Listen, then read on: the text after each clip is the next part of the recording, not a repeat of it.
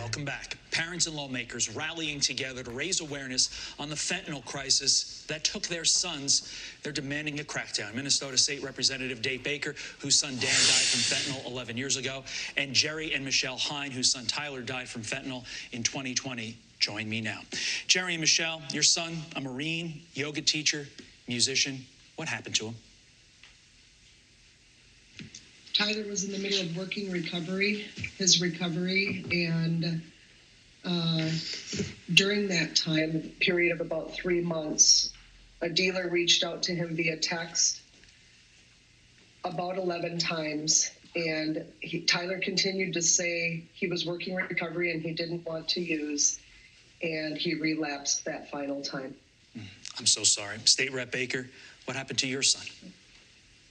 11 years ago, we lost a great son of ours, Dan. He was in treatment, actually, just got out, was going to go back in, and overdosed accidentally the couple of days before he was going to go back in, again, 11 years ago. And when you get that call, when it takes you to your knees, I was not a lawmaker at that point, but it certainly put me on a pathway that I had no idea where I was going to go with this. But we've been fighting hard in Minnesota to help people like Michele and Jerry, and the loss of so many people that we've had around our country. So we got to do a lot more. I cannot imagine that call.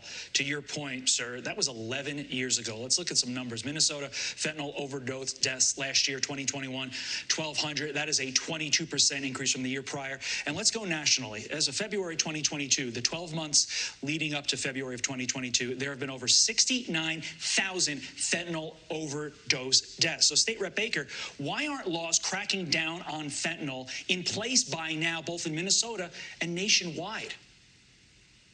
It's one of the most frustrating things that I'm dealing with here, too. I mean, in Minnesota, 4 people a day are dying, and that's actually one of the better states out there.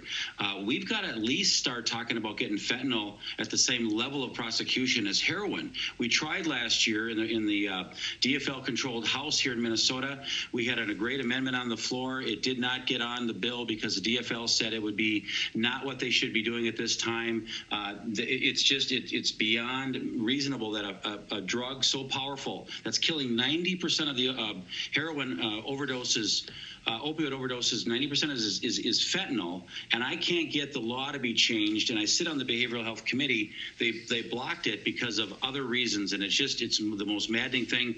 And we have got to stop the flow from the southern border. If we don't start doing that with our national partners, we are never going to get ahead of this game. None of this makes sense, to your point, State Rep Baker. Jerry, what needs to be done? What do you want to see done so more families do not have to experience your pain? I'd like them to do some common sense. I don't understand what's so hard about passing something that saves lives.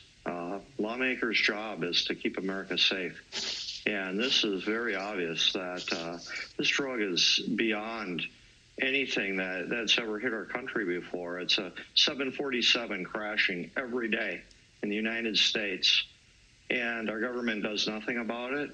Well, if it was really a plane, I think they'd do something about it, but it's users. I don't understand. I need help to understand, and I'd like to see what the other solution is. If they want to block it, let's find a solution and help the people.